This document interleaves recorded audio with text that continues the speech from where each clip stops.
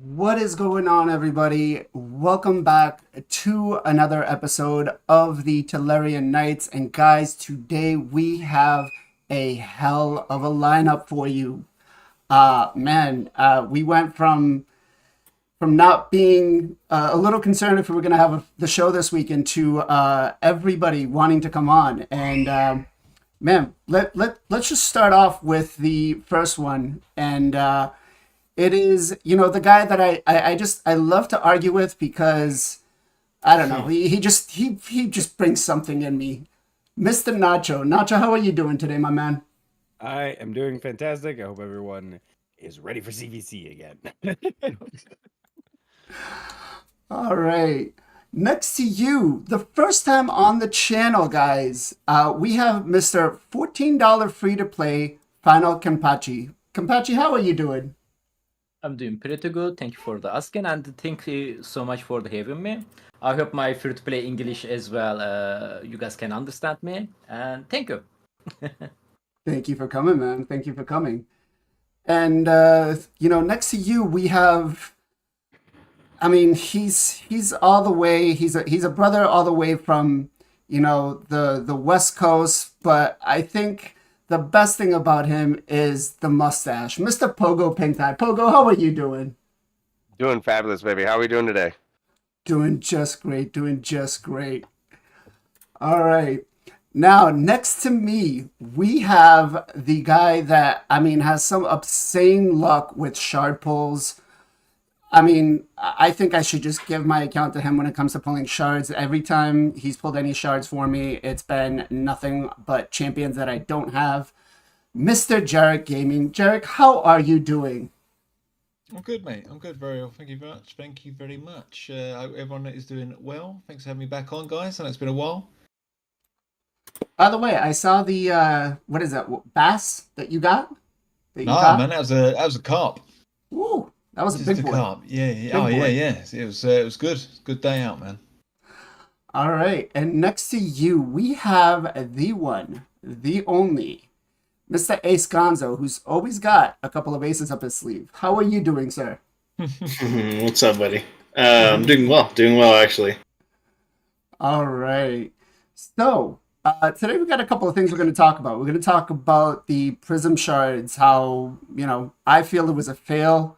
It seems to be the sentiment for the community, but I know some people have a different aspect for them.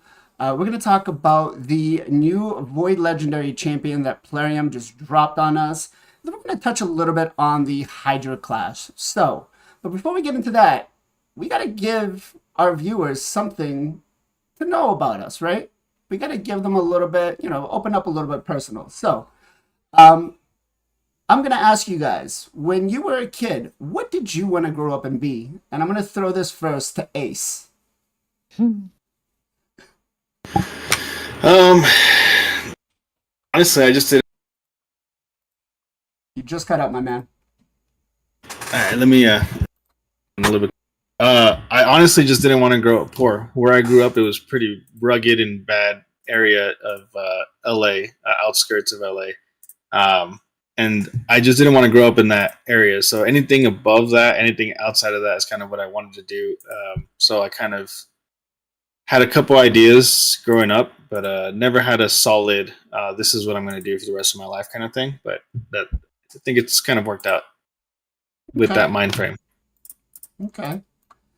Mr. FinalKenpachi, what about you? What did you want to grow up? What did you want to be when you grew up? It's probably not a coolest dream when you as child. Usually kids are dreaming about police or the pilots, right? But I want to be scientist actually. I'm always into the science stuff, physics stuff. Like it always interested me, but didn't go well. I guess I'm not that smart enough. So here I am. Okay. Mr. NachoPlays, what about you, sir? What did you want to be when you grew up? I wanted to be a roofer. Fun fact, my dad owned a roofing company when I was a kid. He lost it in the housing crisis in 2002 or whatever. But yeah, that's what I wanted to do. Okay.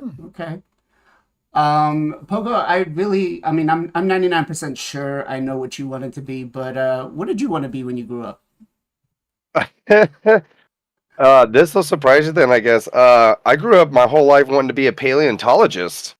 No Nice. joke. My whole childhood, I was just all about paleontology, and then to top it off, that's when Jurassic Park came out too. Like it like helped justify what I wanted to be. It was like, no, look, there's a paleontologist. He's right there. Like it was pretty awesome.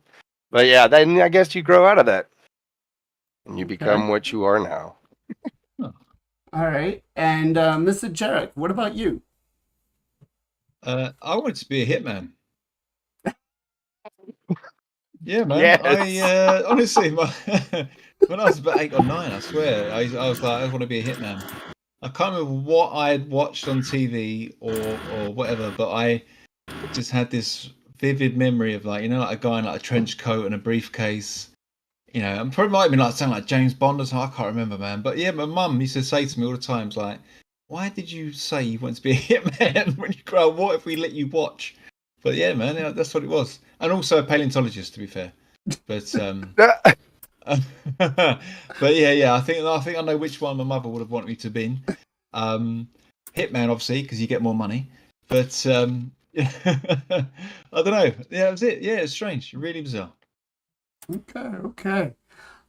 So as for myself, I always liked looking up at the stars at night and stuff like that. When I was younger, my ceiling was all painted black, and I had those glow in the dark, little stars that you get.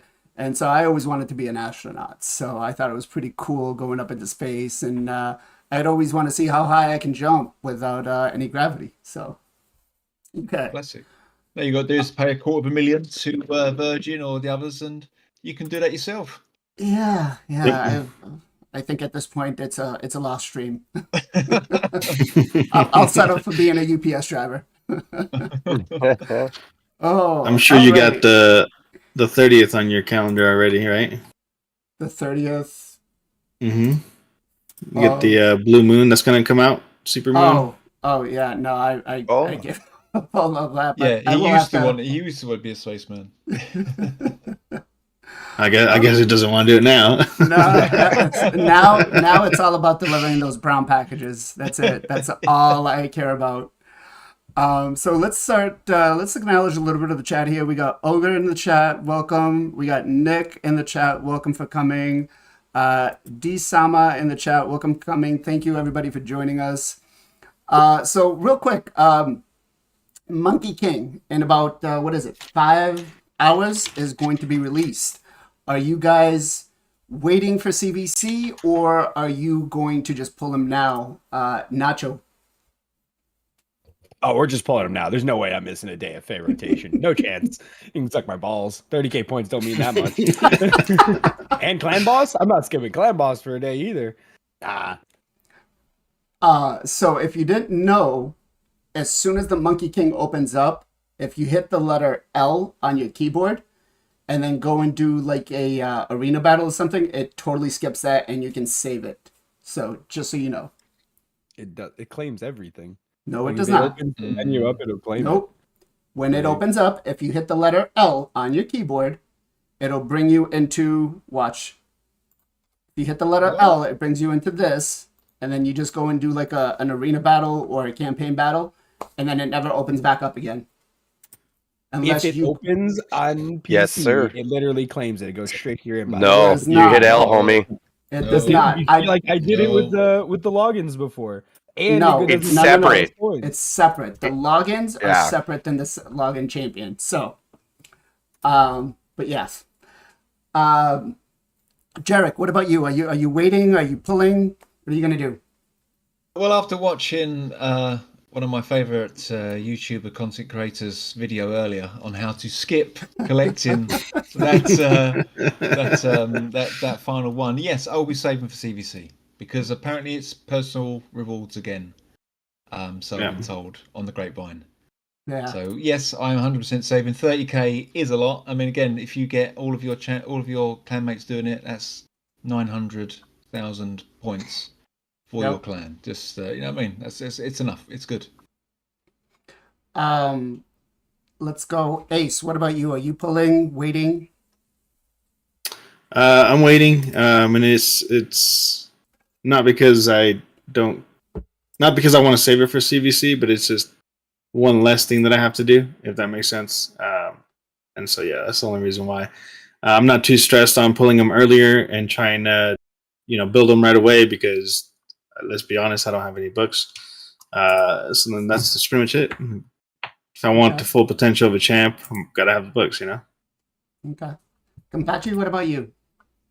I'm saving for CVC for sure, especially after I heard we can delay him to the CVC. I cannot build him before the CVC start anyway, and the CVC gonna be start one day after we are gonna get him, usually. I mean, not usually, normally. But yeah, I'm gonna maximum during the CVC. I'm gonna get him during the CVC. Okay. And Pogo, what about yourself? Are you hashtag saving or gonna look at the red dot? Save, baby. Hoard everything. You know me. Yeah. We got lucky. I had my tab shut down on me yesterday, and we were trying to do the lockout. And as soon as I came back in, that window popped up, and I kept task managing, shutting it off. And somebody must have seen Ken's video yesterday or something. He came in the chat, never talked to me before, and just said, "Hit the L button, buddy." And I did, and I was like, "Oh my god, you're the best!" He never said another word, never came back. But whoever that guy was, thank you so much. He saved me. But yeah, we're definitely holding out. 30k CVC for me is big. I need those points. Like I need to get every point I can get. Yeah, for myself, I am on every account just pulling it. I don't care. 30,000 CVC points is not going to make or break me. I just want to get the content out there because I've gotten so many requests from people to do it. So, all right. So let's talk about the first thing that is going to be a big topic, and I know that some of us are feeling a little bit different about it, but it's going to be the Prism Shards. Now, Plarium introduced this, what was it, about a month ago, a little over that, maybe. And, we had some thoughts on it back then, but now we had, I should say, this new one, right? Now, I just want to get the sentiment first. The Prism Shards, not the pool, not the monetization they put behind it, but just the baseline of just what it is.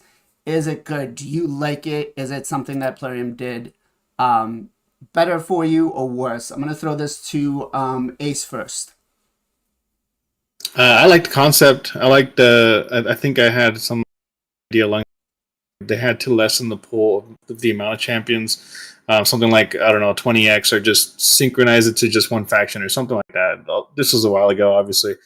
I want to say it was about a year ago when we were doing the podcast, and I remember talking about something along the lines of making a 20x or 30x, something along those lines. But having them become Prism Shards and doing that, I like the idea. I like the concept. Okay. Jarec, what about you?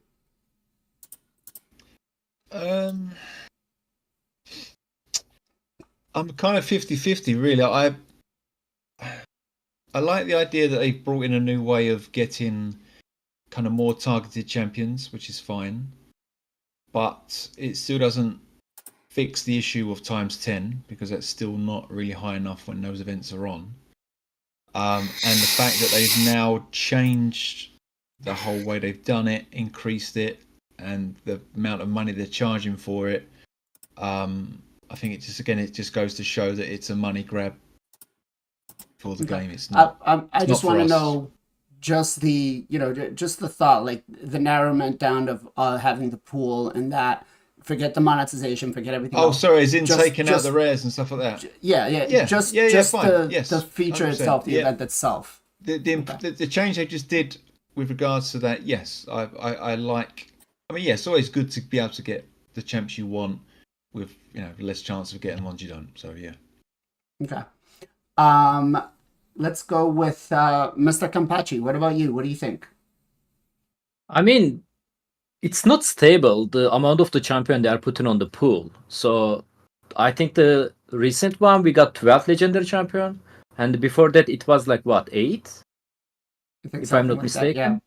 So like if they are going to put the Sifi in the next one, and if there is going to be like 25 champion on the pool, I don't really feel we have a high chance of to get to Sifi compared to the 10x. Somebody maybe can do mathematics and bet with the numbers, but I feel like the numbers need to be a little bit more small, especially you cannot get anything for free. I literally did every event, and I just realized, as actually told me, event is over. I was have a 70 prism and didn't even manage to pull one. And by the way, this event was very hard to do it. Even it's an in-game activity, but there, like you need lots of the energy stuff like that shard to get this prism shard, and wasn't enough. Okay. All right, Nacho. What about you? What are your thoughts on it? In general, it's pretty good.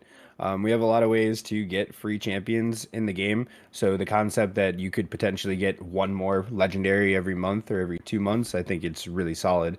The pace at which we get legendaries is already pretty good, free to play. You save your shards for 2x fusions and guaranteed events. Like you'll have more Legos than you ever book. Like almost always. Everybody I know never has enough books. Like they've always got a list of champions to book. They have plenty of champions to book, but they don't have books. So like acquiring new champions is cool and all, but you can only do that so fast. And like there'll be certain points where you may not get a new champion or something like that that's worth building. But for the most part, you're gonna have more champions than you ever build in the game already. So adding another source for people to get Legos is really good in general. So yeah, I'm pretty happy with the concept. Okay. And Pogo, what about yourself? What do you think? I think it was a great idea. I think it can be ironed out a little bit more, but for the free-to-play or early game people that don't have the resources to be able to even save up enough to do, say, a fragment event or fusion event, this is a neat thing to look forward to in between those events. They can be able to save their resources to pull for the things they need to pull or grind the dungeon they need to get the 60 fragments. It sucks, like Ken said, he fell short at 70, but then you also have to think about it is you didn't get it this time, but you'll get it on the next one.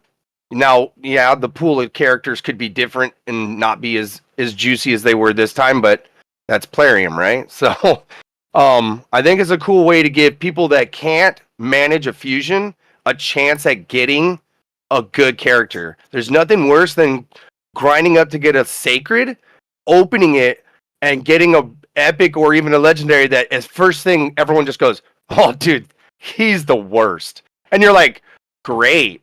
So at least this time a prism shard eliminates that. Well, kind of eliminates that. They narrow it down a little bit for you, give you a better chance at someone that can help out change your account. Yeah. Early game, not for you end game guys. Well, to be quite fair, this last one, I mean, the champion pool was kind of great. It had a Duchess in there, so there was a lot of people I knew that wailed out on it. But yeah, for myself, I think the concept is great. It's definitely like Nacho was saying, it's given us a chance to get different champions, get extra champions, and I think even for the end game player, it's still great because it can let you target specific factions that your faction guardians need. Or, if you're into arena and stuff, you can +3, +4, whatever, if you want to pull for him. But I think overall the sentiment seems to be that it's a great idea, but there needs to be some tweaking done to it, right? So the first thing I want to bring up is the monetization of this. And I'm going to bring up this right here where it's 40 crystals for $10 if you were a low spender. There was some packs out there that were, I want to say, 80 crystals for $100 or something to that vicinity. No, it was 400 crystals for $100. My buddy had that pack on his, but it scaled exactly up. You got 10 times for 10 times as much. Okay. Like all of the small packs, if anything, the smallest versions are the best value. You will never scale the opposite way where the big spender packs are better value than the small spender packs ever. there are almost none that scale in proportionate to each other, and the only ones that do benefit the lower spenders, because it's like they'll give you like 3 Lego books and 7 epic books. So when you scale it up, they give you like 14 Lego books and 28 epic books or something like that. So it's like it ends up being better if you're a low spender for a couple of those packs. But for the most part, they're all proportionate to each other. So I mean, I felt like this one, at least for me, was definitely gated behind the pay to win, right? If you weren't pay to win, you weren't really going to compete in this. And I saw this kind of early, but what do you think? Do you think it was gated behind the pay to win, or was it, achievable for a lot of the free to play players out there? I'll throw this to Kempachi first. I mean, like I said earlier, I did every game in-game activities, and even though I only got 70 Prism shard, and which means actually 10 of them coming from the previous Prism, I believe. So I only get a 60, which is you need the 80 to open, which is I couldn't manage to open it. So it's definitely not free-to-play friendly. There is no way as a free-to-play you can open on this current event. If I'm not mistaken, on the previous one, I opened maybe 3-4 times, which is I push myself a little bit hard to get this Prism, but I opened like 3-4 times. Each of them costing like 20 on the previous one. Obviously, this one pool was a little bit better, but I still believe like, yeah, there is a Duchess there is a Necmo. I really don't remember the rest of the champion, but it's still not that easy to get this Duchess, to be honest, if you guys ask me my personal opinion. So is that pay to win? Yes, but again, it's not that easy to get these Duchess. I don't know. Yeah. Okay. Nacho, what about you? Yeah, the first one was pretty accessible, but this is the definition of pay to win. Like, you literally cannot participate unless you bought shards. That's the definition of pay to win. It doesn't get any simpler. The previous event, the most you could save was 10 prisms because it automatically pulled if you had 20. So the most you could have at this event was 70. Purely pay to win. So big L for Plarium on that end. Like, the last one was pretty great. They got us 3 or 4 pulls. Even if you didn't get anything, that gave you 3 or 4 pulls towards it. You know what I mean? Like, this, you literally couldn't even participate. It's a joke.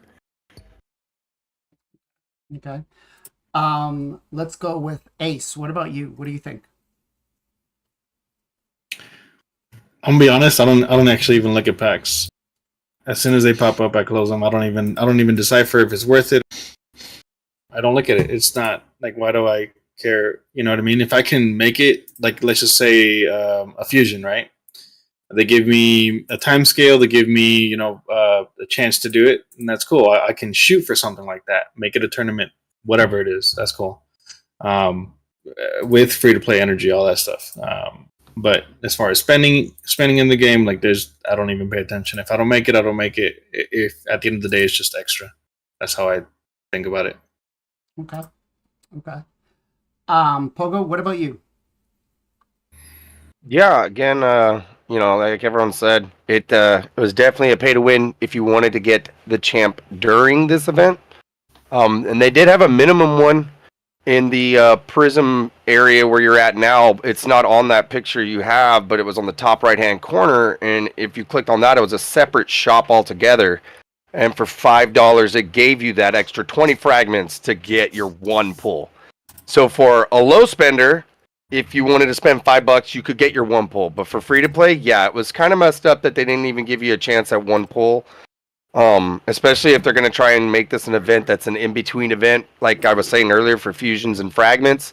If you can't afford or be able to make your account pull off a fusion or fragment, you look forward to this, and then when you put your effort into it and you don't, you still can't come up with it because the game held you back. That's kind of messed up. Yeah, I'm not too thrilled with the way they handled that, but the concept itself is still pretty neat. Maybe it gets tightened up a little bit better on the next one. Okay. And as for you, Jarec, what do you think? I thought it was pretty despicable, to be honest, what they did. Considering, this game is advertised as free to play and totally, you don't need to buy it, blah blah blah. And then like Kenpachi, I was the same thing. I think I had 70 frags, and I was like, there's no way I'm paying for these. As soon as I logged in, bam, it was the 400, and I was like, ooh, 400. I was like, that's not even a temple. To get a temple, you need to spend $200. I was like, that's just disgusting. It's absolutely disgusting. And they've done this just because they've put Duchess in the lineup. I thought it was just absolutely disgusting move by Plarium to do that, preying on people's addiction and getting the sort of thing for the game to try and get that. And for me, it's almost for me like a turning point in the game now, where I'm thinking, do you know what? Why am I doing it on this anymore? And I've literally really cut down on what I'm spending, because I just felt that was just unreal that they've done that. Oh, it's absolutely a massive turning point, honestly. Like you're saying, they advertise it as a free-to-play game. They honestly do a really good job, like for making almost everything accessible for a free-to-play player. Like I see the amount of content that Patchy gets to do. Like he's literally doing everything everybody else. Like he's not gated off from doing anything. He just may have to think a little differently, or like roster instead of his wallet, but he's not hard locked out of any content. And this is one of the first steps, and like there's a tipping point, like where they start doing these things and start making them paywalls, and like this was a hard paywall. So Big time. Yeah, so for myself, this event, this particular one, not the last one, but this particular one, right off the bat, I felt was going to be very pay to win. And what triggered it for me is they launched the event and there wasn't a single thing that you could do in game other than buy a shard to be able to do a pull, right? And nothing came to us until the second day.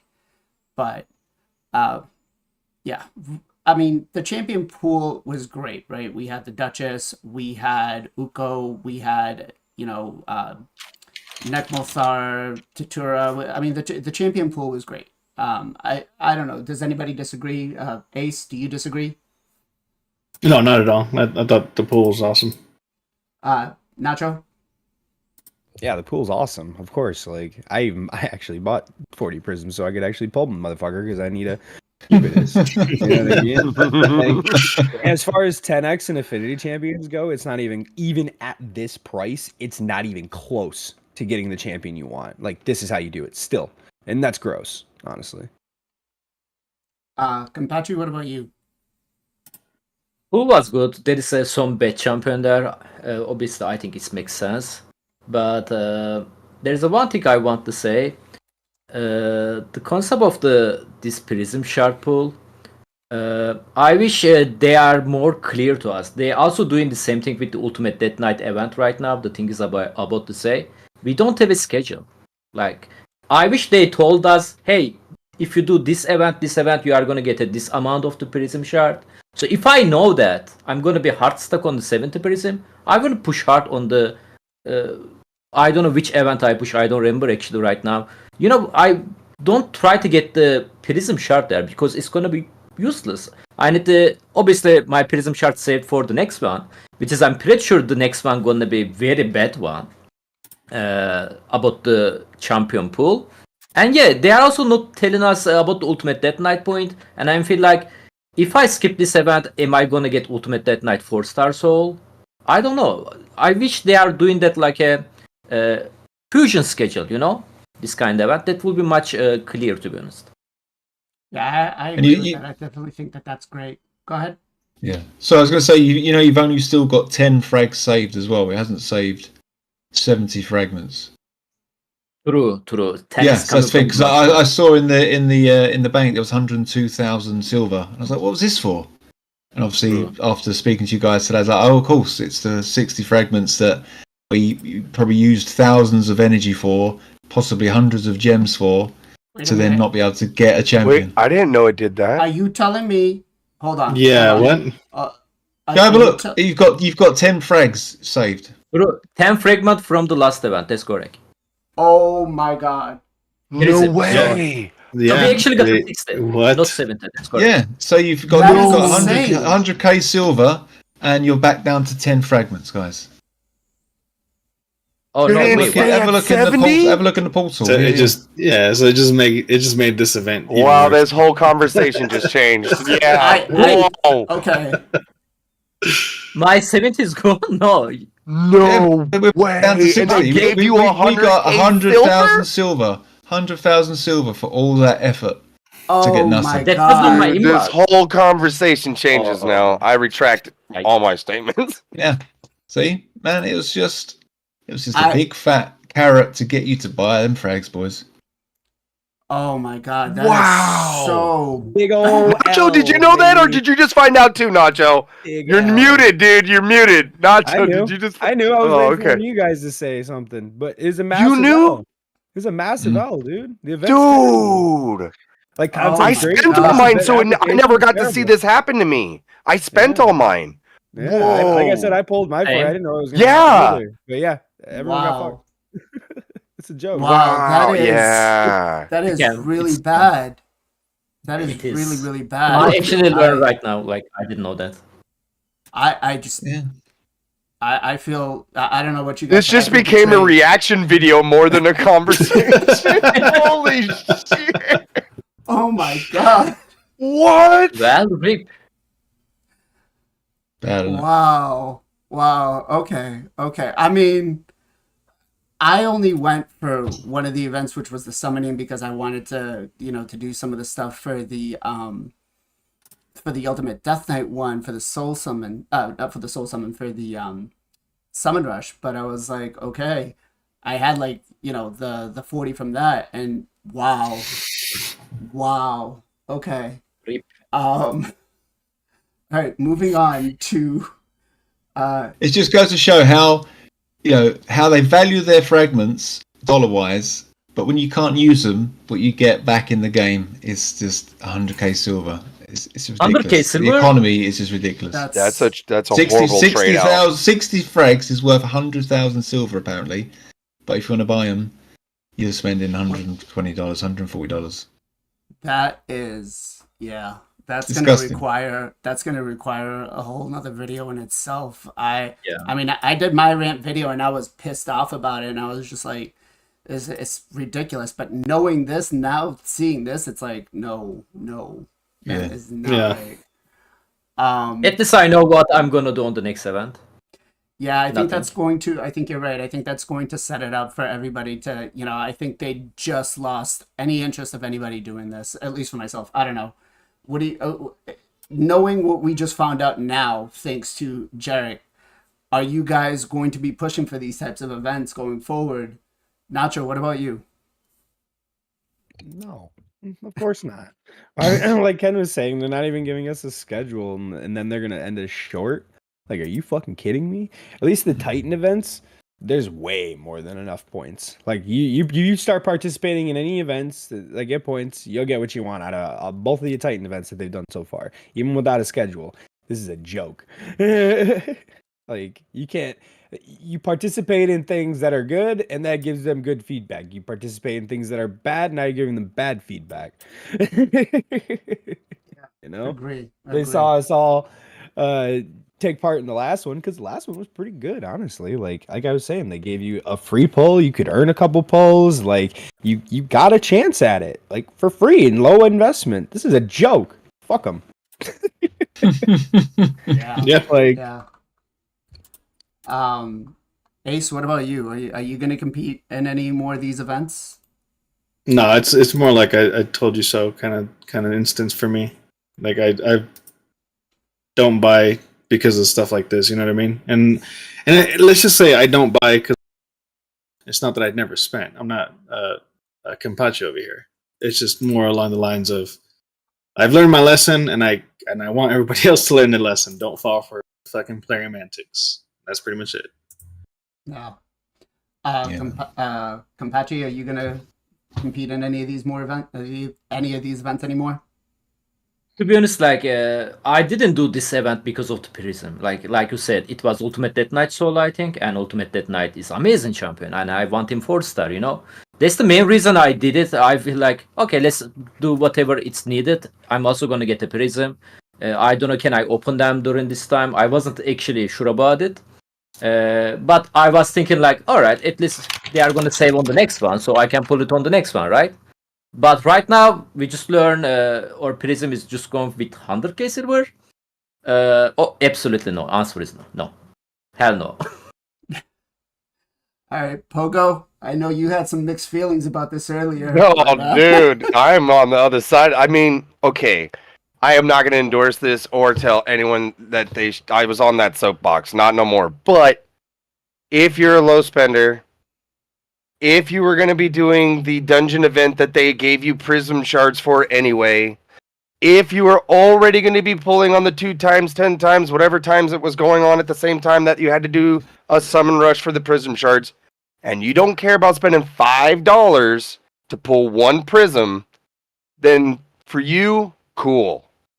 But besides that guy, no, and more no. This is so bad. Like, no. Yeah, completely against it now. Wow. Yeah, no. So with the way that this event was structured, looking at the point system, I mean, this was a turn attack tournament for Fire Knight, and I have a pretty good Fire Knight team. I'm farming stage 10 hard mode, 9,600 points. I looked at it, I was like, no, not doing it. And now, Jarec broke this news to us. It's definitely not going to be something. Sorry, guys. Honestly, I had no I idea. thought it was just common knowledge, man. I would have broke it in a bit softer. Sorry, I would have let it. Pre-game show, bro. The pre-game show. It's like drop it and run, like. But Sorry, yeah, it's definitely not something that I'm going to be doing. But let me welcome some more people to the stream. Michael, thank you for joining us. Sneakers, thank you for joining us. Tiger Blood, thank you for joining us. Mr. Burrito Slayer, thank you for joining us. Did I miss anyone? We have Mr. Being Useless, who actually taught me the trick today about pressing that letter L. So welcome to the stream, guys. Thank you very much. So not useless. Got it. He's not. He's not useless. Snort Fox, welcome to the stream. Thank you. Yeah, so I mean, overall now, that Plarium's pretty much left this bad taste in our mouth. Between the last event and this event, has our feelings changed about the Prism Crystal summoning? Let's go with Pogo first. I mean, has my opinions changed on the? Like I said, for the one guy that doesn't care about spending $5 and getting the extra that he needs, the champs that were in the pool could be account changing for a low spender. But besides that one guy, no, in so many ways. There's not even a mercy system to it. So for you whales and krakens out there, you could spend a lot chasing that Duchess or that Necma or whatever that was in that pool that you needed a +4 of or whatever. You could spend a lot and get no love there. Like there's no it's so free range. No. Yeah, I don't like it. Did you see in the chat? Did you see in the chat there was a guy that said his friend pulled over 400 shards and got 3 Taturas. Wow. So that is insane. Yeah, there needs to be some kind of mercy system implied. Something. A knockout system maybe? Because it's a low pool champ? I don't know. Something. Yeah, definitely. Ace, what about you? Has your feelings changed about this event now? I still say that it right? It's just the way that they implemented it. Just like Live Arena. It's a good concept, but the way that they've implemented it is just terrible. So in those events, I don't participate, right? Everybody knows I don't like Live Arena. Anyways, I just have to throw that out there, you know. This is the guy that You're not alone, for buddy. 6 months. Don't listen to this guy, all right? Hey, I vaulted him because I couldn't build him. Anyways, again, another thing. But I think it's a good concept. I think that they need to work on it. And like, for instance, like they give us 10x events or whatever, 2x events for shards, but they give us free shards, right? You have a way to get these shards. Why don't they do this for Prism crystals? Why is it locked into a time slot? Have it fucking free open. You know what I mean? Like, just have a better way of doing this, and I'd be okay. I'd be 100% okay. But they don't. So that's my 2 cents. All right. Nacho, what about you? Has your have you changed your aspect of what this event is? Is it No, the concept's still the same. Like, just because they took away a couple of extra prisms at the end doesn't take away from the concept of the event whatsoever. Like, the last event, it was literally only possible to have 10 and not one person bitched.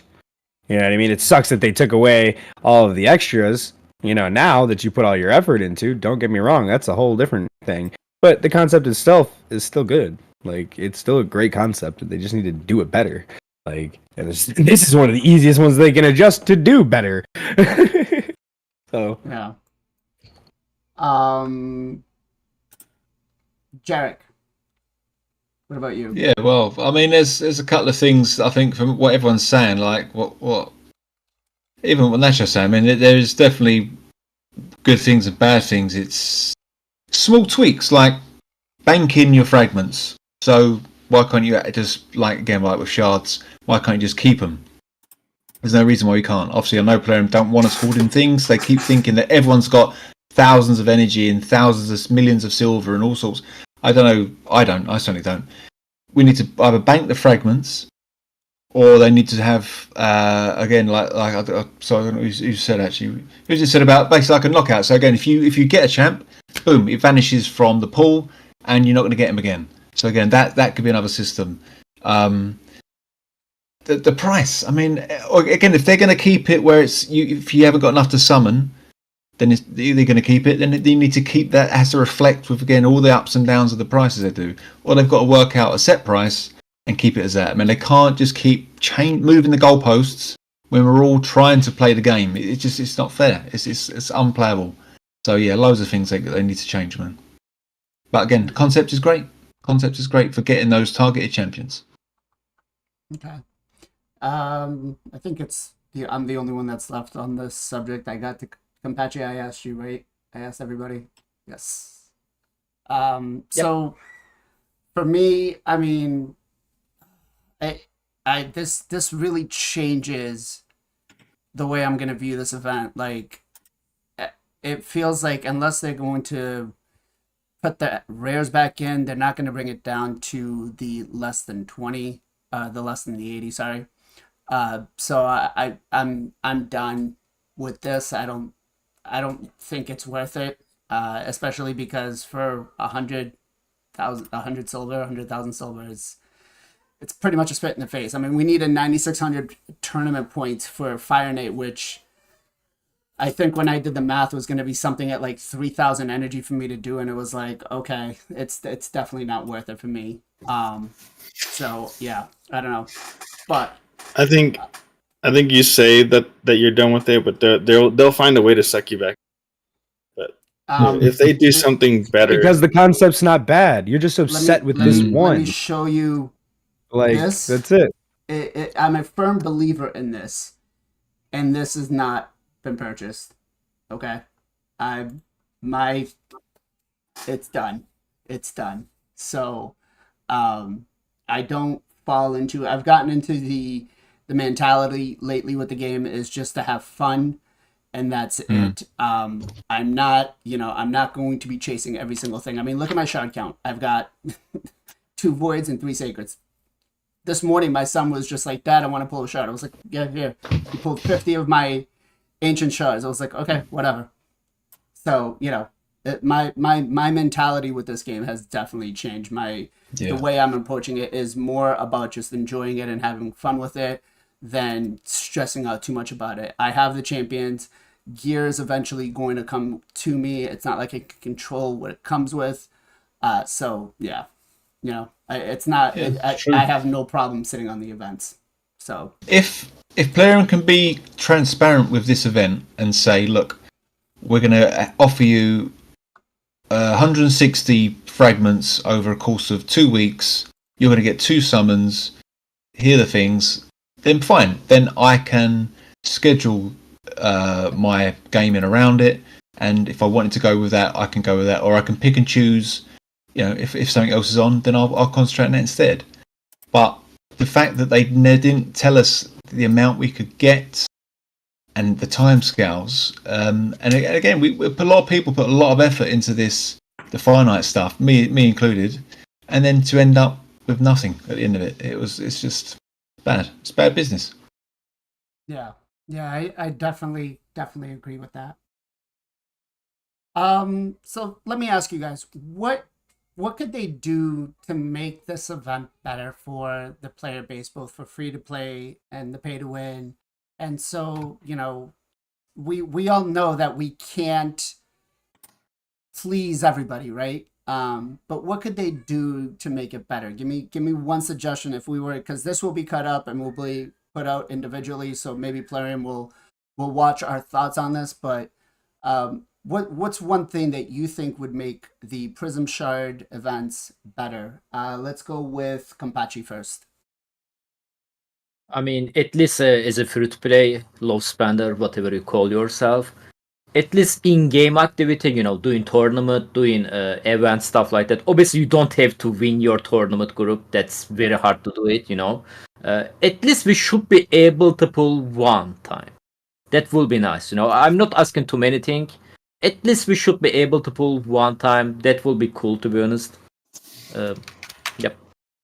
Okay. All right. So at least, even if they're free to play or low to spend, they should be able to achieve to pull at least one through this event. Okay, I think that's pretty fair. Nacho, what about you? Yeah, it's just gotta at least be able to participate. That's the only thing.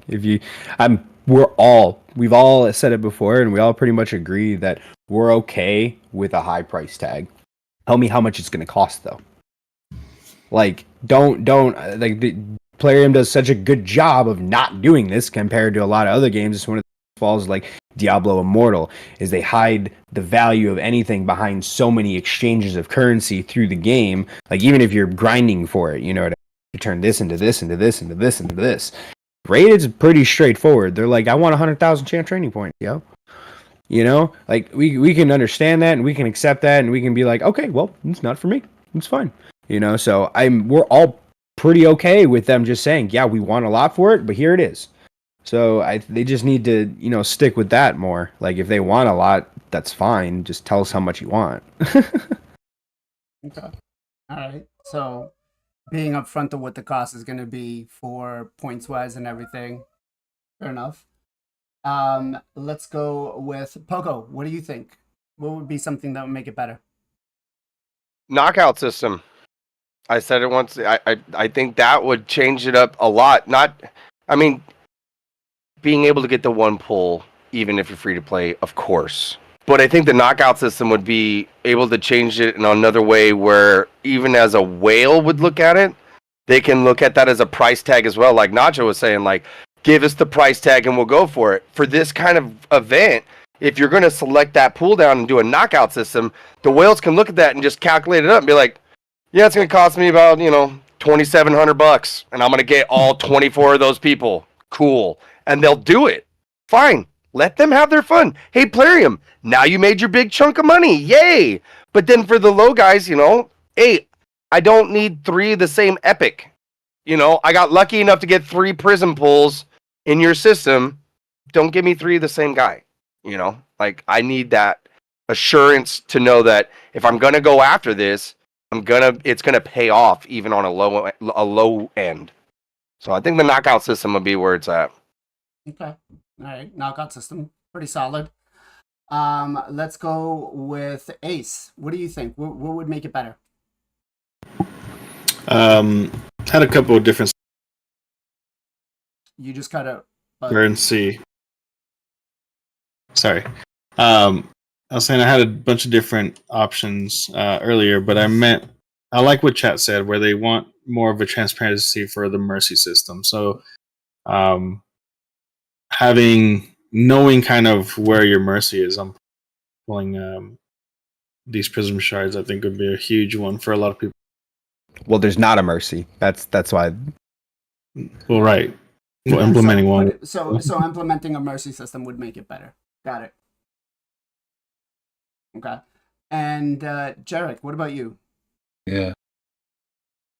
Well, the thing is that the issue of Ace's idea there is obviously it's over too fast, and you won't be able to have enough fragments to have a mercy system in place. I mean, you at least with ancients you've got 200, 300.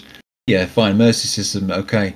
Fragments, we're lucky enough to we can't even get one summon, let alone having a mercy system. Which I mean, it's just too many things. There's too many things that they could do. You can have it like a marathon. You can have those champions available over a month, and you can slowly earn yourself some fragments over that course of a month. And then you can pull them whenever you like, or it's that kind of quick event, fear of missing out.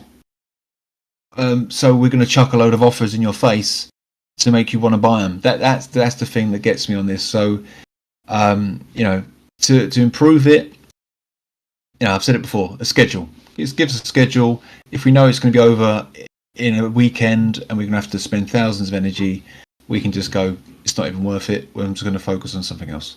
So for me, it'd be a schedule plan. Okay. Yeah, I mean, as for myself, I think maybe keeping the pooled narrow like they did with this one would be best, and just not increasing the shard count needed to pull to 80. I think that was pretty big. Go ahead, Nacho. You got something you want to say? I was gonna say it was a worse rate to get Legos from this event than it was the last one. They increased the cost by 4, and then only gave the rate increase by 3.2. Like, it was literally better to pull Legos on the last one than it was on this one, even if you bought Prisms. And the pool was better. To be fair, I think this pool was way better. But I think if they had kept it at like 40, it might have been, a little bit better for the community. People wouldn't have been such outrage. I wouldn't be so pissed off at that I did so many tournament points and summon rush points and then just lost everything. Like, this is finding what just happened out is a huge snap to reality, and it's like, okay, we're finished here. Like, and I think once this gets out, because I don't know, not a lot of people have talked about this. So once a lot of people start finding out, I think it's going to hurt Plarium, and they're going to be, people are going to be. It's not gonna work out best for them. So I don't want to go too negative about it, but. Let me acknowledge some of the chat real quick. Nick Giles, welcome to the stream. The Only Rune, welcome to the stream, guys. Thank you for joining us. So overall, we all had our feelings about the Prism Shard system. I feel this event was a huge thumbs down. I don't know about you guys, but yeah.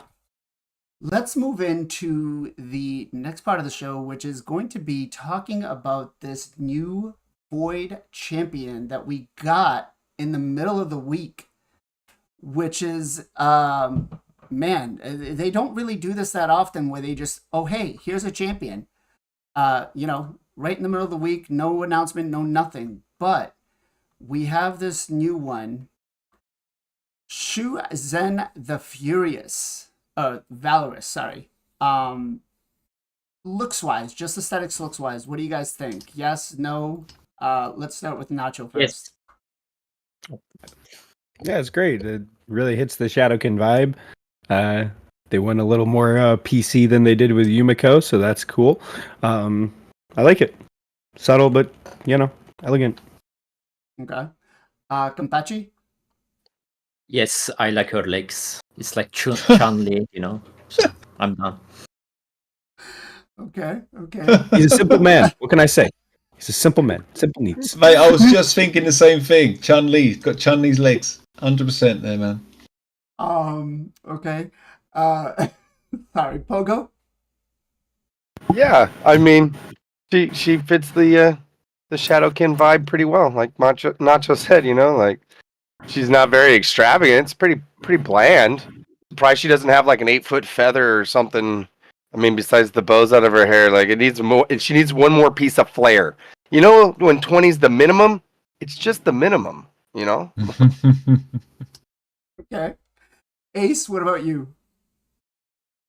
I could go with less clothing. It was a good choice. You or the champ? Well, I mean the champ, of course. Don't ask him to stand up. Why not Are you both? kidding? He's Why not not both? wearing anything chest-wise. Yeah, all you see is right here. Come on. Nah, she looks. I'm tired. great. Okay.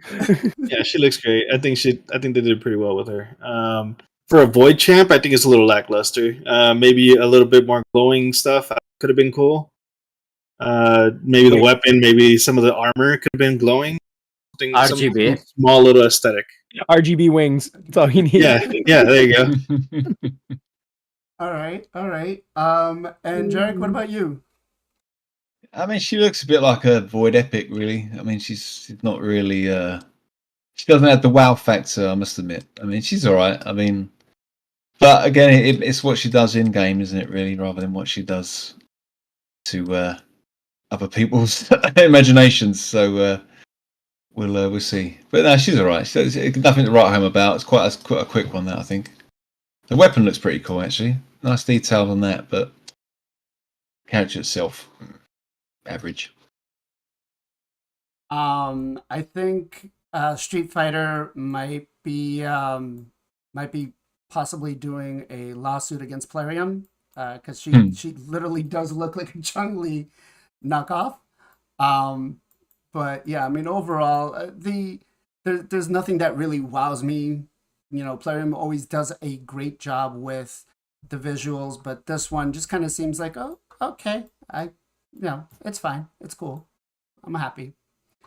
But yeah, Mad Malika, welcome to the stream. Thank you for joining us. Now let's do into the kit and right where everybody is. That's what everybody's here for, right? Let's go with the A1. Attacks one enemy, has a 30% chance, books up to 50% chance of placing a block active skills for 2 turns. Also has an 80% chance to steal 20% chance of the target's turn meter. If the target is already under block active skills. So this would mean, you'd have to bring your Ramantu or your Rhonda to kind of pair her with that. But let's throw this to Ace first. Ace, what do you think? Lady Kim, or not Lady Kimmy, Lysandra vibe. Okay. It just screams Lysandra to me. And then with sheep being a factor, looks like she'll be getting sheeped pretty often. Okay. Jarec, what about you? It's not bad, but like I was saying, we're having any debuffs in A1 for arenas kind of dicey, really. But for PvE, that sort of stuff, it's if you've got a particular champion like a Doom Terror and stuff, that's always good to block their skills, etc. There's no issues with that. Hey, Nacho? Sheep's less of a problem now. Fun fact. I don't think this A1's bad at all. At this point, you can build like a split resist and accuracy champion, and you're going to debuff all the people you still want to debuff, and you're not going to get sheeped. Like, nukers aren't building 300 accuracy. It's not happening. So, if you're trying to block active skills in nuker, you build 250 accuracy, you're going to do it, and you're not going to get sheeped. Like, so now you're talking about you need to build 300 resistance, 250 accuracy, whatever speed and HP. So, I think this A1's amazing, actually. Ursuga has been used with something it's very similar forever. She's still a strong pick these days. Like, people use her to this day. She may not be as strong as she used to be because there's more in the meta that ignores her passives and whatnot, but she's still extremely strong, and this is part of it. All right, Kenpachi? I love this A1 from the Ursuga, like the Nacho say. Ursuga A1, I believe 10% more. I wish her second part, like, the if. She's Void Lego, bro. Like, why there is a if? Just still target turn meter. It's not a crazy number, only 20%. I just it can be better. Not bad, but can be better. Okay. And Pogo. I like an A1 that takes away turn meter. I mean, it says 100% chance if they're on the block active skills. The A1's putting it down for 2 turns if you can get it to land. That's awesome for an A1. I think it's cool. There's always a way to counteract that kind of stuff or get around it, but for what she's coming with, an A1 that does that, that's cool. I like it. Okay. So reading this, actually, it's a 100% chance to steal 40% turn meter, if I'm not mistaken, because of the books, you gain 20%. So, but that's only really going to work if, again, you have like a Ronda Ramontu or... That's not how that works. It Understood. doesn't increase the volume, it only increases the chance. Okay. So, no, maybe not. Okay, then the skill for me is kind of blah. I don't, it falls down to the Ursuga one. I'm not gonna try to build accuracy for it, right? It is what it is. I'd avoid trying to use it, at least for me. The A2, right, targets an ally. If the target ally is not under sheep debuff, places a 50% increase attack, a 30% increase crit rate, and a 30% increase crit damage on them for 2 turns, then activates an extra given turn effect on the target ally. If the target is under sheep, then it removes the sheep from them. So basically, 3-turn cooldown, we're either getting our nuker to be really slow and build him with an absolute nuke of a cannon, or we're cleansing. And this is the first ability in game that cleanses sheep. So, thoughts on this one? Let's start with Nacho first. This is insane. And not because of the sheep. It's actually the increase attack that makes this ability absolutely insane. The turn meter is really strong too, but I'll let you guys think just for a second how many good increase attack enablers there are in PvP. There's 2, 3, maybe. You have Arbiter, Duchess, and Brogni. That's it. Mithrala, kind of. But most of the time, if you're running Mithrala, she's opening cleanse, not increase attack. She's very rarely your increase attack enabler. So, point being, that's what makes this insane. Okay, now we don't need one of those champions to use a plethora of nukers. There are a ton of nukers like Candy, for instance, that people can't use because they don't have a Duchess or it's somebody that can actually stand on their feet and get hit. You know what I mean? So that makes this ability insane. Honestly. The sheep part, obviously, everyone's like, oh yeah, you can use sheep. Yes, obviously. Stuff like that. But yeah, that's what I'm excited about this. Okay. Kenpachi? First of all, have you guys checked any video about her? Like, do we know how exactly this A2 skill working? Like this? Yeah, I'm not sure. Extra turn. I'm not sure if it's like I'm relentless or annex. Like, because there's 2 different ways. I'm thinking, let's say we have a 50% turn meter DPS champion on the field, and we are going to use this ability on him. Is his turn meter going to be filled and he's going to get a turn right away? Or he's going to get a turn, then he's coming back with the same turn meter? Is it going to full or max turn meter is what we need to know the difference of, because if you get to Because max turn that's a meter, big difference. you are forced to go next no matter what else is going on, and your turn meter can't be reduced to a point where you don't take a turn. If you have full turn meter, things like Evil Eye and what have you can push you back and you can skip your turn still. And which is what happens to Annex and Clan Bosses. He just gets boosted to full turn meter, not max turn meter. Or Relentless actually just gives you a turn. So we definitely need to know the difference on that end. So, if this is like just... Sorry? Go ahead. If this is like boosting our turn meter, like maxing our turn meter, this is how we are getting extra turn, then ability is good. I wish ship part is also included that, like, let's say your ally is under ship, you are going to cleanse it, you are going to cast increase attack, increase crit rate, increase critical damage buff, alongside with the give him an extra turn. Because right now, when you become a ship and when you become an unship, if I'm not mistaken, you are losing 50% HP, right? So, which means this is gonna be nothing. Like, second part of the ability, literally nothing. Like, your ally gonna be vulnerable. To be honest, like, instead of the saving him, I prefer the enemy kill him. At least he's not gonna die. He's gonna lose his sheep form, then he can come back normal form, you know? At least enemy gonna lose his turn meter. The thing is, using that on the DPS champion, you know, people are thinking like, I'm gonna make zero speed DPS champion. I mean, I don't know your zero speed DPS champion. I don't know how strong you can make him. Obviously, it's casting lots of great buff there, but I don't know your zero speed DPS champion can kill anybody in the stone skin. There is some obviously strong champion can do that, like Georgette maybe, which is single target. So against the stone skin, which is the meta right now, I don't think this skill gonna be that great. She can be solid on the live arena, but let's say you build a zero speed DPS champion and they ban her. What is your zero speed DPS champion without her on the live arena? It's also another thing. You can also make like a zero speed cleanser, zero speed CC champion, but instead of making one champion zero speed. So yeah, the point is you can make them low accuracy, but you can use like champion like Lady Kimi, you know, she can boost your entire team accuracy, turn meter. So the point is the skill is good, skill is solid. Again, we don't know too many, we don't know clean yet about this skill, but how is that work, stuff like that. But I don't think this skill is deserve Void title. That's what I'm thinking. Void Legendary title. Okay.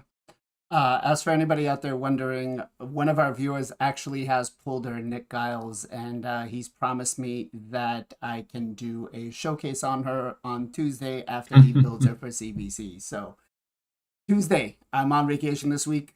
That'll be coming out first thing. Pogo, what do you think? I just have one thing about it. If it to try to make it like how Ken was saying to make it feel more like a void legendary ability, and about how everyone's saying, you know, I think they should take away the increased crit rate out of this, my opinion, and put an increased speed on the other part. If the target is under a sheep, you get removed from sheep, right? But then you come back and you're super vulnerable. It'd be nice to give them an increased speed, give them a chance at getting out of that sticky situation after getting unsheeped. And what is the point of giving somebody increased crit rate with all those other ones when you're more than likely building them for 100 crit rate already, right? Like if everyone on your team's already got 100 crit rate, it's not like you're going to build someone to 70 just to perfectly put them next to her. I mean, maybe you will, but for the most part, you're not. So that seems like a wasted perk there. And going off of what everyone else has said, I feel like just take that away and give increased speed after you come out of sheep. So you got a chance to go a little faster. Maybe a continuous heal that got put on you can help give you a little bit of heal. Something other than just, I'm not a sheep anymore, but I'm 50 HP and I'm vulnerable as shit. Like, it does. It falls more like on an epic voids ability. Just everyone's like, but you can get unsheeped. Yeah, but is that helpful? Maybe, you know, let them kill the sheep, let them come back, and then we'll do our stuff. You know, I don't know. It needs a little bit more. Okay. Ace, what about you? So I'm reading this as an either or ability, right? So either they're under sheep or they're not, right? So if they're not, you get increased crit rate, increased attack, increased crit damage, right? And then it gives them an extra turn. And I read it as a Rhodos extra turn. You know, you just grant an extra turn or a relentless extra turn. I don't see anything about boosting turn meter. So that's how I'm reading it. How the coding is, who knows? But that's cool. Now I have an extra turn, so I can do a double hit on somebody. Let's just say 2 AoEs like a Trenda, for example, or for like a Georgette, right? I can do it A2, A3. Or with Rhodos, like that's cool because I can do an extra increase your HP or whatever. That's how I'm reading it. As far as the sheep debuff, okay, just like Pogo just said, it just takes it off, and that's it. It doesn't grant them an extra turn. It doesn't give them increase nothing. It's just they're now no longer a sheep, and that's it. You know what I mean? And I mean, I like the skill; it's unique, but I don't know how it's going to work. I'd like to see some gameplay on it. Yeah, Nick's just said in the chat it gives that character, that champ, an extra instant turn. So as soon as you do that, it looks like they go off the bat. Yeah, he's gonna check for us right Okay. now to see if it does, if he maintains the turn meter, if it just boosts him to full. But what do you think, Jarec? Kind of the agreement with Pogo. I think the first part is a bit like they've just chucked some buffs together and thinking, you know, great, it's void, let's just put loads of buffs in there. If that line then activates extra turn was at the bottom of all of the text, then I think it'd be okay. So either A or B, then they get an extra turn. So if you take the sheep off your champ, then they get an extra turn, then okay, that's fine. They can then do whatever they need to do. The fact that, again, if they're just standing there unsheeped, 50% health, then what's the point? So that should probably have like a remove sheep, puts on block damage, something like that. Otherwise, it's just a bit of a, you know, it's like it's just been chucked in there for wow factor. It's not really going to be that helpful, I don't think, in live arena or in the game, because, as you say, by the time you're done, the other team are going to go and just take them out anyway. So yes, I don't know. I think they put it in, and in their heads they think it's a great A2, but in practice I don't think it's going to work that great. Okay.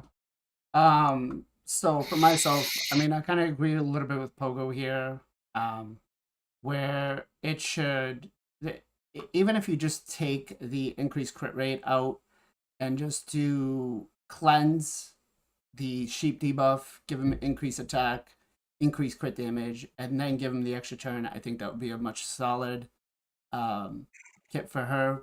But yeah, I mean, overall, I mean, it's still a good skill. I just don't like the either or type thing, you know.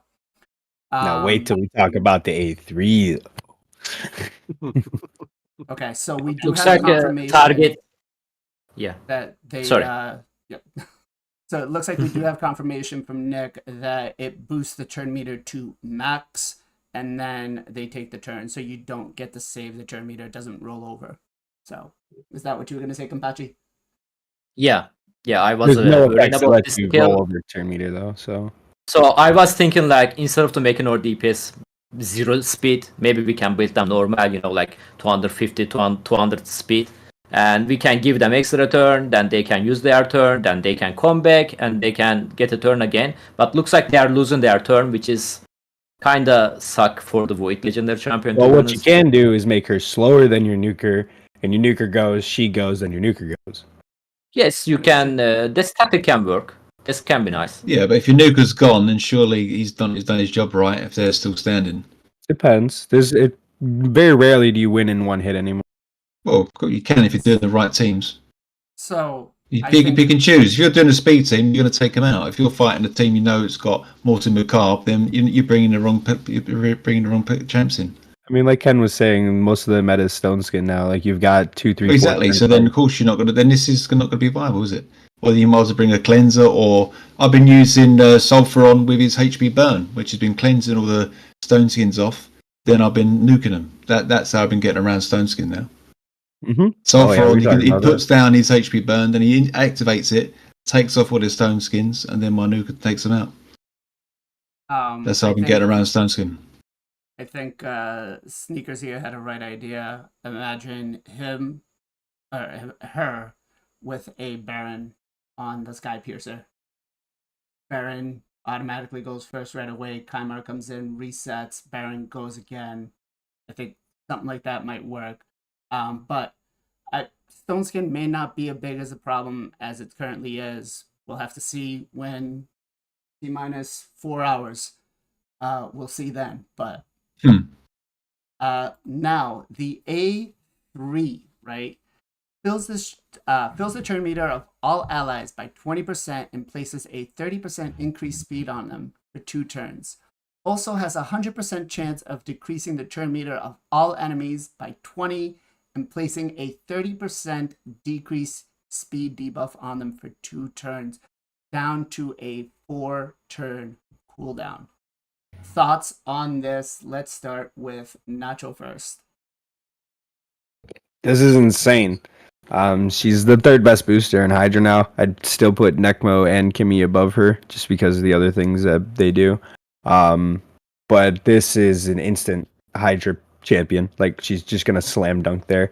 And then you talk about the A2. She's actually going to push a ton of damage into your team because she's going to keep boosting one of your relentless DPSs, etc., to full turn meter every 3 turns. So she's literally just giving them one of those. Or you have like Mischief Tank getting boosted, and now you have downtime on your buff, blah, blah, blah, stuff like that. So she's going to be insane in Hydra for this. But for PvP, this is useless. It's just not good enough to bring. You have to bring in so many other things to then decrease turn meter, and just bringing increased speed isn't good enough anymore. Like, you have to, Jarec was saying, like, you have to bring in somebody to blow up their stone skin. You have to strip all their stone skin. Like, you have to get rid of stone skin before this ever becomes a viable ability. And at that point, you might as well just use Kimmy, because at least Kimmy has a chance to just strip the thing right away. You know what I mean? So, like, she's enabling herself more, and she's doing the same amount of boosting on the same cooldown. The decreasing turn meter is really cool once you get into it, but that cooldown for decreased speed is actually really poor. A 4-turn cooldown for decreased speed is one of the worst cooldowns you can have. It's mostly all on 3-turn cooldowns. Increased speed is mostly 4-turn cooldowns, and most of the decreased speeds are 3-turn cooldowns, especially when you consider ones that have boosts. So overall, like, when you compare it to other abilities, it's really, really close, but it's not quite doing enough to do what it wants in PvP. PvE, she's going to be a slam dunk, though. Like, people are going to use her instantly in Hydra.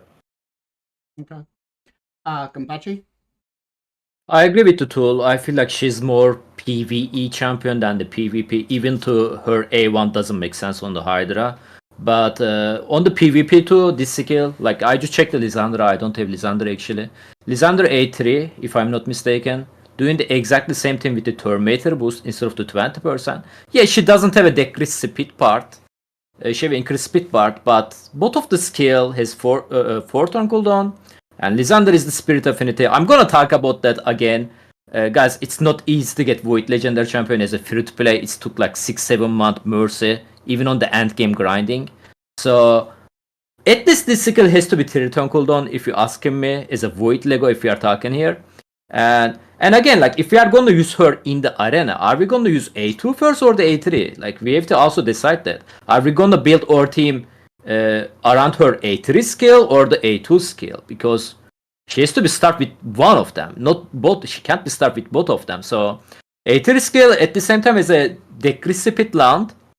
Obviously, if you start in the battle first, enemy team probably have a stone skin, so you cannot land your decrease speed on them. So you should be fine. But there's also going to be chance you are going to get a ship from that skill. But yeah, overall, not bad, amazing skill for the Hydra, but PvP is a little bit weak for the Void Lego. Okay. Poco, what about you? Yeah, I'm agreeing with everyone else. When I'm looking at this, I don't see a way to be able to use her kit. And she has an arena aura. So you're just like, they want you to have her be, your speed lead and speed everyone up, but then you're not going to have a chance to use the other abilities the way that they're designed. Yeah. I could see what Nacho said, though. She'll be awesome for people that need to get their third team to go faster in Hydra. If you've not got yourself a Necmo yet, this is going to help out there. But yeah, this kit doesn't seem to fall together properly for a PvP, in my opinion. Okay. Jarec, what about you? Yeah, so as Pogo's pointed out with the aura, which I didn't realize was the speed. I mean, you could kind of, for your kind of old school speed team, you could merge. You basically got her, which is a merge of Arbiter and Lysandra. So, if you can make her fast enough, you can get her A3 off to obviously increase your team, decrease their team. But when you're running that, you kind of do like a debuffer and then a nuker anyway, so you don't need an extra slot for the fourth person. it's a bit of a again. I think it's just one of those. They've wanted an arena aura and they put bits in. It's a bit of a mishmash of all different places. I don't think it's going to work that well in PvP. If you haven't got Lissandra and you need someone to go into a speed team, then yeah, she'd be great. But I think anything else really, PvP is not her calling. It's going to be more PvE, Hydra, that sort of stuff. But if you haven't got Lissandra and you've got Arbiter and you want to make, if you've just got your Arbiter and you've somehow got her as well, and you want to make some speed teams and do those sort of gold 3, gold 4 teams, some early gold 5, yeah, it would work, definitely work. But it's not. I don't think it's her forte, really. Okay. Ace, what about you? I think everybody covered most of everything, but I'm not for some people, anyways. She's got the increased speed aura, which obviously you put her in the lead spot. Take out Arbiter, you don't have to worry about her. Between her, Arbiter, Kaimar, and Lord Shazar, that now you have 4 slots for increased 30% plus on speed, right? So that's one use for PvP. A solution would be, and it could be viable for either PvP or even Hydra, because I think it's a really good spot for Hydra. Changing that third skill, so her A3, into an extra, grants an extra turn, right? So you do A3 and grants an extra turn, then go A2. I think that would be even better, and I think that would make her completely viable in both areas, PvP and PvE. That would be my solution. So, yeah, that's it. Okay. So for myself, I mean, it looks like a solid skill. 4-turn cooldown is kind of high. 3 turns would have been better, especially because she is void. But doing, putting it down to a 3-turn, what is it going to do? Cost us an extra book, and we know that those are pretty hard to come by as it is. So yeah. Let's get into her passive. And up until now, you thought you could build her with no accuracy. Hey, cheap debuff wasn't going to be a problem. But now, increases this champion's accuracy equal to the amount of speed they have. So this is the first time we've seen this kind of a passive, with especially these 2 stats. I mean, Mithrala has kind of the same thing. But, Jarec, I'm going to throw this to you first. Thanks, man. I mean, I think it's great. It would definitely work with regards to that sort of speed team arena vibe, and for that arena stuff. And Hydra, that sort of stuff. It's great. It's a very good passive. It's interesting. If you can get her up to that kind of 350 speed, then you've got very, very well. I mean, with regards to PvE, you don't really have to worry too much about accuracy, unless you're going for obviously hard mode bosses and that sort of stuff, or Doomsayer stuff. Then I don't think you've got too much to worry about with regards to accuracy on your artifacts. Okay. Let's go with Nacho. This is great for Hydra. I'm one of the people that builds resist on literally everybody that's not a DPS champion, because Mischief's a super bitch. So this lets you actually just build speed resistance and like a teeny tiny bit of accuracy, whether that be like a set or a banner or whatever. So I love this. I love it. And this is what strengthens her kit to bring her into that S tier speed booster for Hydra. So. Okay. All right. Kenpachi? I agree with the Jarec and the Tool. Like Tool said earlier, like it's super easy to build her hybrid, which is hybrid can help you against the ship. Like if you have a resistance, and if the enemy team doesn't have a 6-star blessing, you can resist the ship polymorph. And pretty much it's super easy to build her on the Hydra. Just like Tool said, just give her like too many speed and little bit accuracy, and just give her like survivability and loss of the resistance. And yeah, it's not going to be hard to build her. Very nice. Especially on the early game, if somebody pull her, like, super easy to build. Super easy. You can obviously use her in the arena. She's not terrible. The thing is not Void Lego tier, for my opinion. That's all. Okay. Let's go with Pogo. I always dig when someone's got a passive like this, where if you build something else somewhere, that you get points towards something else somewhere. I think this is awesome. And like Ken was just saying, for somebody that, doesn't have very many speed leads or trying to use them in arena, this can help out with that. And like Nacho said, this is going to help out immensely with building an easier kit for Hydra. So I love a passive when it does this. It's not a paragraph long. It's not tricky. It's just, here you go. You do this, we're gonna give you that. Awesome, thank you. Like, I think it's cool. Okay. Ace. I'm good with it, Okay. especially for early game. Like, Wise that's words. all it is. That's all it is. Just That's okay. build speed and give me accuracy. Cool. Okay. Okay.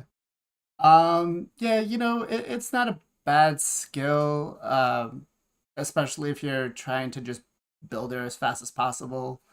She can definitely help out with the accuracy in that aspect, but I don't know. I just feel like if it was resistance, it'd be a little bit better than accuracy. But we'll have to play test it and see, because she can't cleanse herself from the sheep, so.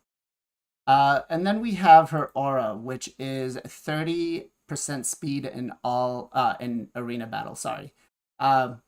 Good, bad, Nacho.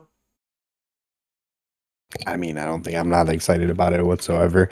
Speed auras actually don't mean that much other than like being a speed aura. Most of the time, you're not fighting speed versus speed anymore. So it's like you have different brackets of speed champions. Like you have your arbiters and your Sifis and your warlords and Yumiko. And then you have your Duchess, stuff like that. So if you don't have one of those super fast enemy champions, you could use a 19 aura the same as a 30% aura, especially if your team composition is better. So her having a 30% aura, it literally means nothing if the kid isn't good enough. Okay. Kenpachi? All battle. She's Void Lego. Wukong also got in a aura, speed aura. He's a spirit of unity. Come on. All battle. Fair. Pogo? Yeah, I agree with Ken on that. Like I brought it up earlier when we were talking about the other abilities, is an aura that's just specifically for arena. All battles. Give her all battles.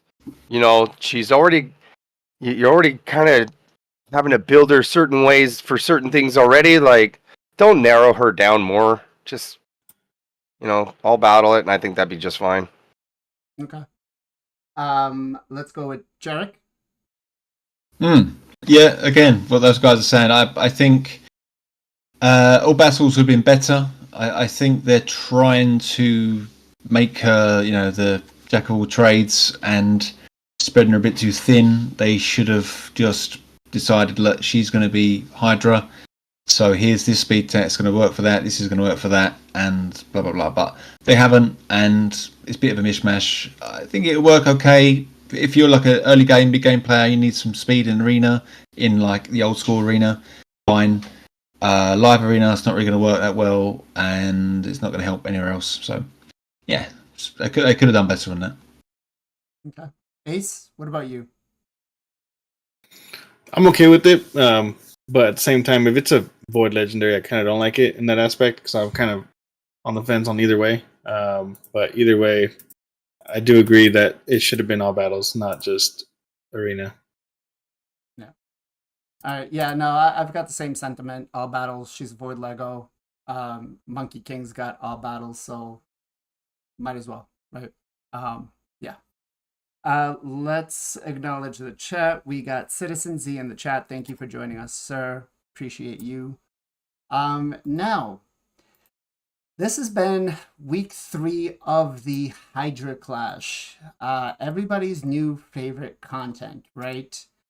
And, we really, really have to talk about this one particular team with the Corpulent Cadaver. It is 3 weeks now. Plarium says, we're going to have a fix. We're not sure yet, but, we might get a fix sometime soon. But we're still debating on what it's going to happen.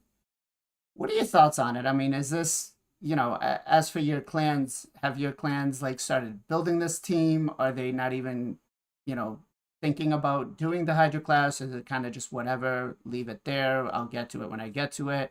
Are you trying to maximize the amount of damage you're putting out? Or is it just like, I'm going to do my 1 key full auto, walk away, and that's it? Let's go with Nacho first.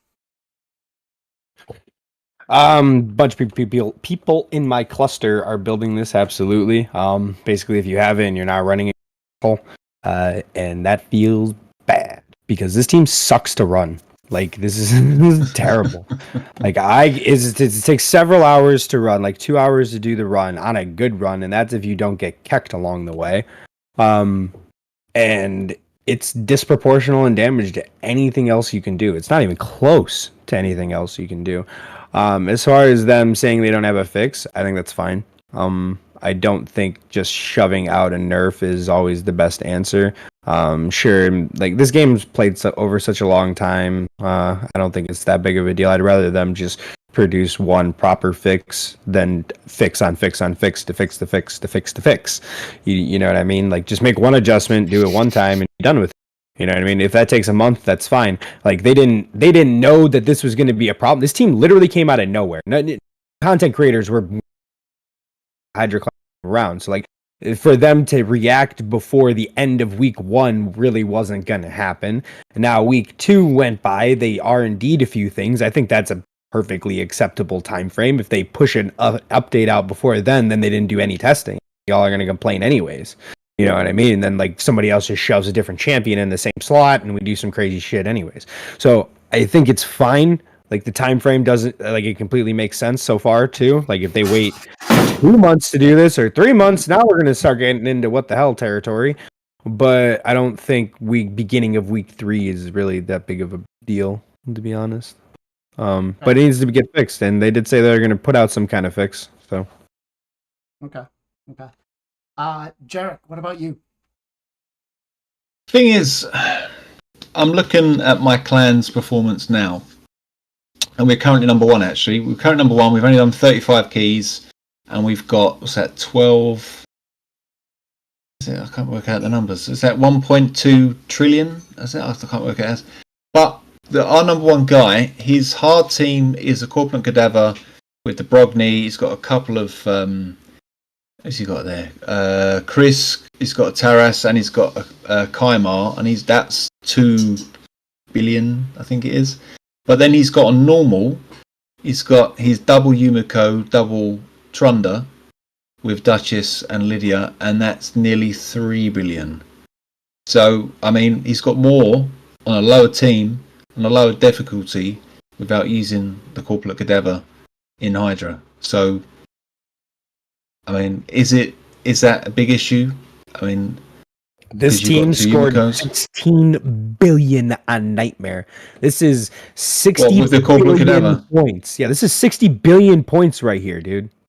It's mad, isn't it?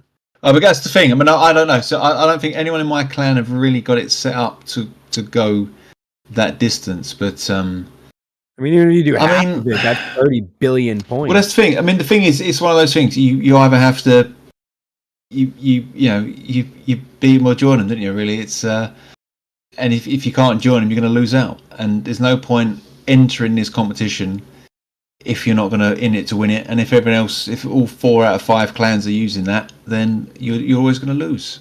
But then if all 5 clans are using it, who's going to win? Is it going to be marginal by a few thousand because someone's just icked over the line?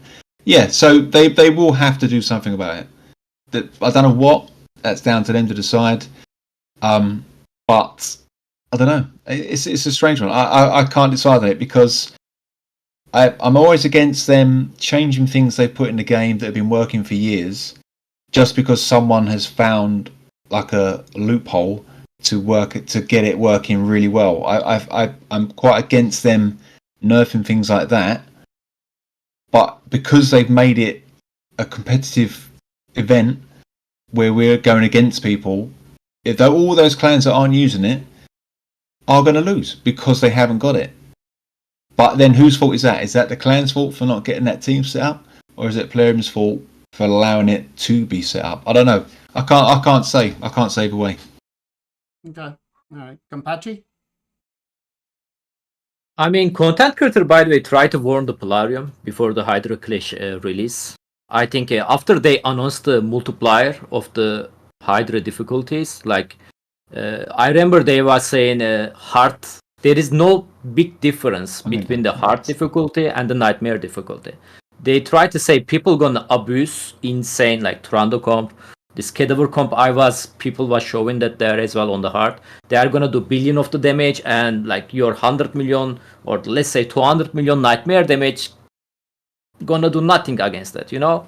But Polarium didn't listen them, and it's a little bit late now to listen them, to be honest. Do I think cadaver deserve nerf? I mean, to be honest, I built this team one of my clanmate and actually two clanmate.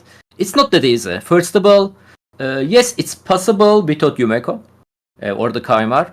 Your damage gonna be way lower too, like close to 1 billion maybe on the hard difficulty. But without Krisk is very, very hard. Like I tried that without Krisk on my team because I use Krisk on my Nightmare team. I only won. It's not that easy. First of all, you need lots of champion in the reflex set. Refresh accessories also make a big impact. Brogni need very high DPS stat, which is Brogni base attack is very low. It's not easy to build him like that too. And obviously, if Mischief target your cadaver and if the 3% happen, rerun. You need to rerun. You don't have option. Like if he's still your shield, you are done. GG. It's over. It's definitely not that easy. And like the tool mentioned earlier, it's very long time to run this team. I don't think anybody enjoy that. Even the people who is abusing that. So I guess like if they nerf it, I think it's gonna be good for all of us. But at the same time, people still gonna abuse their Tranda, Yumeko, stuff like that. I wish they also consider that Tranda comp. And of course, you are gonna tell me, what about Akrize? At least she's Void Lego. It's normal to be OP, you know? At least she deserves the Void title. I mean, Crazy didn't really break the game when she came out. I mean, she was a solid Void legendary. The hell she didn't. The hell she did. That's cap. She broke everything in half when she came out. Nuts really exposed some of her weaknesses, but she broke everything when she came out. Are you kidding me? I mean, I still think Nut is better. Not that I wouldn't mind an Acrizia, but yeah. Well, yeah, because Acrezia's multiplier sucks without defense down. But that's a whole different thing. Ace, what about you? So, I think the Hydra Clash. You just went silent again, my man. Oh, sorry. I said I think the Hydra Clash was great. The implementation was awesome. I like the way the rewards are worth it. But it's just like another CVC, right? And they lock you into 3 keys. It's not like you can go buy more keys. You have to put in your 3 keys and that's it. Of course, it's making people that don't like to do Hydra, right? So I like that whole thing. What I don't like about it, obviously, is the new teams that they're coming out with. Which, at the same time, it doesn't really bother me because it is what it is. People are always going to outsmart each other. That's what it's about. I currently have a similar team to that. I haven't ran it yet. I will at some point, but hopefully they don't fuck up the game too much. Sorry. Hopefully they don't mess up the game too much for me to be able to run this. So. Okay. I think it looks fun. I know it's challenging, but I want to mess with that too. Okay. Pogo, what about you? I think it's amazing that somebody took the theory time to make somebody a rare kick butt like that, and I don't think it should be nerfed. I mean, like others have already said, it's not an easy team to make. It takes a lot to build. It takes a lot of time. It fails, and you start over. I've seen guys go at it for over an hour and go, up, nope, and start over, and you're just like, what? And you're like, yeah, that one right there, that didn't work right. We got to start all over. And you're like, dude, you're already in the hundreds of millions. Yeah, but it's not there yet. And you're like, so it's not simple. And I think that I love theory crafting. I think that taking somebody that everyone says is crap, and that's 100% of the time on rare, not 99% of the time on rares, you don't build them. I think that's awesome. Someone took the time to take a rare and make him one of the best damage dealers in the game. And it takes a lot to make it happen. If you can't do it, or if you fed him, or if you don't have, then sucks to be you, man. Like, that's the whole great thing about this game. There's 800 champions. Go find your, it's like picking a lock. Go pick your lock and find a way to crack that safe open. Someone else figured it out. You want to copy it? Great. Go for it if you can. If you can't, go figure something else out. That's what's great about this game. I don't think it should be nerfed. I don't think it should be taken away. I think someone should just come up with something else. You know? It's not like it's the only one. It's got to be somewhere else. Guys like Nacho, guys like other ones out here in this chat, you guys make stuff out of nothing. That's awesome. I don't think we should take that away. Like, somebody created that, you know. I don't think we should take it away. Okay, fair enough. Fair enough. So for me, I mean, should the team be nerfed? No. But I think, you know, we touched on it on previous episodes. They just kind of need to reevaluate maybe the point positioning, kind of like what Victor Tez was saying, right? I think that's the thing, because, you know, your Yumiko's obviously are locked for arena. Now I don't know what it takes for speed wise for you to be able to put your Yumiko in like this, but no Yumiko is going to go into Plat Arena with Brimstone, right? Let's just face it. So they need a resistance for this comp, so yeah, you need to rebuild for this comp. Yeah, you sure. can see 708,000 player power. This guy's got a lot of resistance on the champion. So should the team be nerfed? No. Corpulent Cadaver being nerfed isn't really going to make a difference. What is going to make a difference, I think, is just reevaluating the way the point system works for that. So I think that's probably the best. But all right, it has been a wonderful 2 hours, guys. You know, I want to say thank you very much for all 5 of you being here. I want to say thank you very much to the chat for joining us. But before we let everybody go, where can everybody find you guys? Let's go with Kempachi first, since you are the first time on the channel. Sorry, I didn't understand. Sorry. Where can everybody find Where do you live? Socials. Socials. My bad. I'm streaming.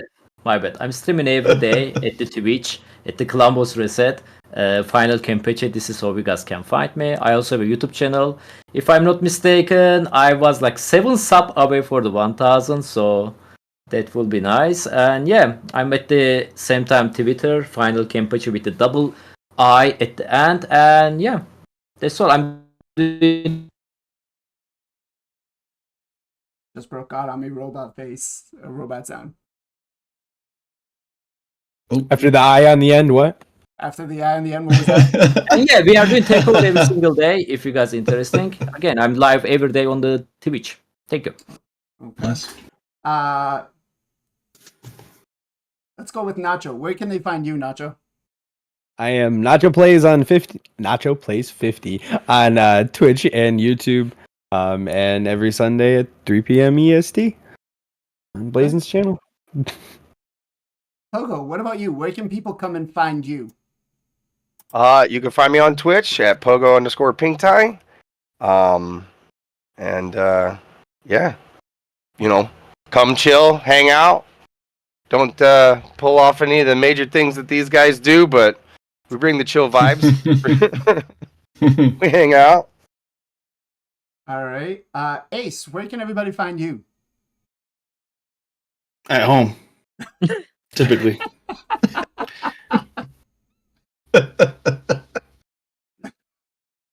Twitch, YouTube?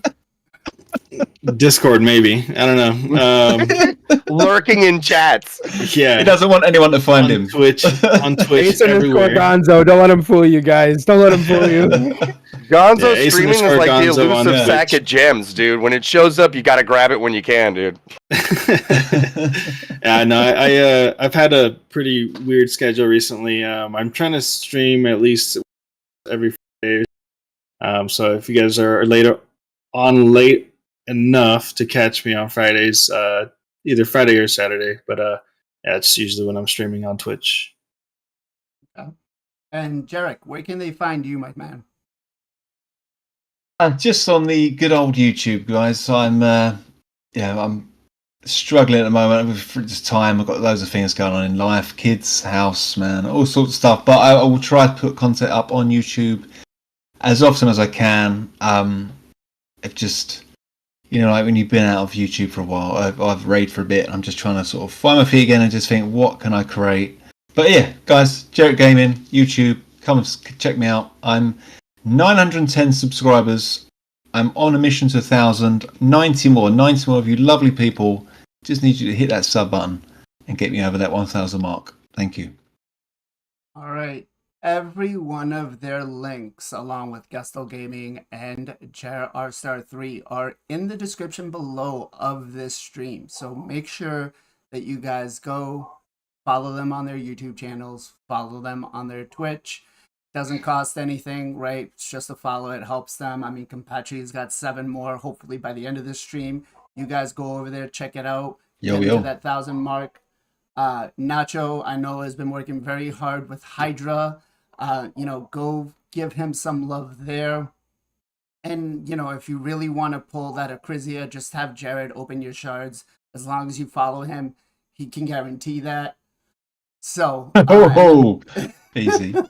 Pogo will just sit there and show you how to play your Geomancers, in live arena and regular arena. I might even try to touch a little bit of plat right there, and then just like I said, Ace, keeping those double aces underneath his pocket, in his sleeve, always making sure that he's got something there, being able to win.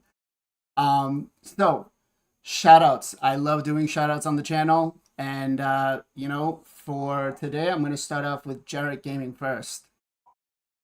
Hey man, that's cool. It's just I just want to give a shout out to he's a content creator he's been on there for a while, but he's going for a push. He's trying to get enough subs for his test server and stuff. It's Erroneous. He does some great videos, some great content, and he put in his last video that he's also his girlfriend or wife and his partner. She's expecting, and I think the baby's due very soon. So I just want to say good luck with that, my man, and congratulations. Your life is going to change more than you ever know. Yeah, Erroneous, man, check him out on YouTube. He's got some great raid content, and he's a soon-to-be father. So yeah, congratulations, mate. Congratulations to him. Being a dad is not an easy gig. Tough gig. Yeah, you might see his content drift off slowly for the next 6 to 9 months. Okay, Ace, what about you? What's your shout out, my man? I was kind of on the fence of giving it to one or the other, but it's a viewer, all right, long-term viewer. So Buster's Choice is, and Sam is the name, but it's hard to gain viewers as a content creator, especially like consistent viewers, the ones that are always there no matter what you get, you know what I mean? Like, and Sam is one of those guys, and he helps out even for sponsorships, for whatever it is. Like, he's always there, so I want to give it to him. Thank him for all the help he's given me. So, okay, all right. Nacho, what about you? I'm gonna shout out my community this week. I launched my Nacho Club this week, and you guys were awesome with it. So, thank you so much for supporting me and supporting all these guys too, because they're awesome. All right, Kenpachi. I'm gonna shout out Lord Sneaker. He's on the chat right now. His streams are super chill. He's always listening to piano music. Maybe a little bit too much chill. Also, the Soul Saint. He's my anime dude, Whip Boys there. So both of them is great content creator, and big shout out them. Okay, Pogo, what about you? It's funny as I was almost like Gonzo. I was thinking of somebody in my chat, and then kind of like how who's going to be your next 6-star. I was like, well, no, then I should shout out this person, and then no, I want to shout out this person, and I'm just going to shout out the community like Nacho did. I want to shout out the sideshow. You got your regulars that come in every day and help fill up the chat, keep you going. Gonzo with the fucking blast off every time he comes in chat, like things like that. Like, I appreciate the sideshow big time, and thank you guys for coming around. All right, and my shoutouts, actually, I got two. One is going to go to Mullet Reaver, and the other one's going to go to Gestal Gaming for making it into the Plarium Content Creator program. Congratulations, both of those guys. They worked Congrats. really hard. I mean, Gestal is just great to be around with. He's got the website on. You can definitely go out there and find out anything you need. And he's going to have some stuff coming onto the website soon. I don't want to say anything.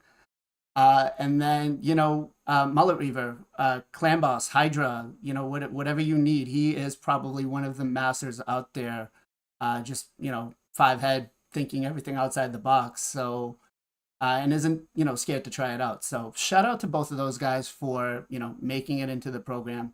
And shout out to the community. Today, thanks to you guys, thanks to the viewers, this has been one of the best shows on the stream. I'm looking at my analytics and it's like comparing everything else from previous streams to this, and it's way different. So thank you guys. Thank you to everybody who joined us. As always, guys, much love, much appreciation. Be safe, be well, be good to each other. Take care, guys. Catch Thank on you. the next one. Bye bye.